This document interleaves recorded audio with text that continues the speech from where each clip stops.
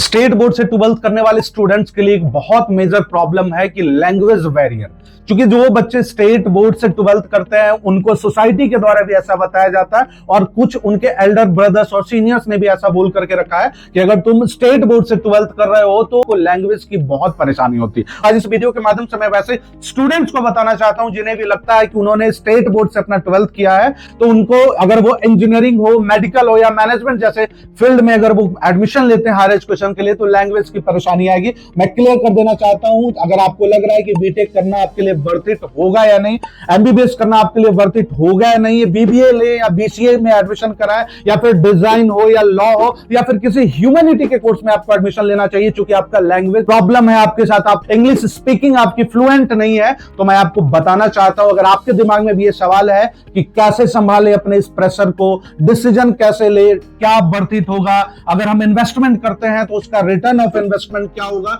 तो सबसे पहले आप समझ लीजिए कि चाहे आप इंजीनियरिंग में एडमिशन ले, बीटेक में हो, मेडिकल के किसी भी कोर्स में एडमिशन हो या फिर मैनेजमेंट के किसी भी कोर्स में एडमिशन हो, जो आपके क्लासरूम का मीडियम ऑफ टीचिंग होगा, जो लैंग्वेज ऑफ टीचिंग होगा, अनडाउटली वो इंग्लिश ही होगा। चाहे आप महाराष्ट्र के कॉलेजों में एडमिशन लो, तमिलनाडु के कॉलेजों में एडमिशन लो, यूपी, झारखंड, वेस्ट बंगाल, बिहार, उड़ीसा, कहीं भी किसी भी स्टेट के कॉलेज में अगर आप किसी भी टेक्निकल प्रोफेशनल कोर्स में एडमिशन कराते हो तो आपके क्लासरूम का जो लैंग्वेज होगा, जो मीडियम ऑफ टीचिंग होगा, लैंग्वेज ऑफ टीचिंग होगा, it is going to be English only. State board से बच्चे हैं, सामान्यतः उनकी इंग्लिश वीक होती है, लेकिन उनकी भी इंग्लिश इतनी भी वीक नहीं होती है कि वो जो क्लास में लेक्चर चल रहा है, जो स्पीच चल रहा है, वो उसे समझ नहीं सकते। एक बात आप दिमाग में बैठा लीजिएगा, अगर आप स्टेट बोर्ड से बिलोंग करते हो तो आपको चाहे बीटेक कोर्सेज में एडमिशन लो या फिर मेडिकल के कोर्सेज में या मैनेजमेंट में, आपके क्लासरूम में जो लेक्चरर और प्रोफेसर का लेक्चर होगा वो 2 से 2.5 महीने तक आपको थोड़ा लगेगा कि मेरे ऊपर से बाउंस कर रहा है, लेकिन चूंकि सेम लेक्चरर रिपीट हो रहे हैं, सेम प्रोफेसर रिपीट हो रहे हैं और कहीं ना कहीं उनके जो टर्म एंड टर्मिनोलॉजी है that is going to be the same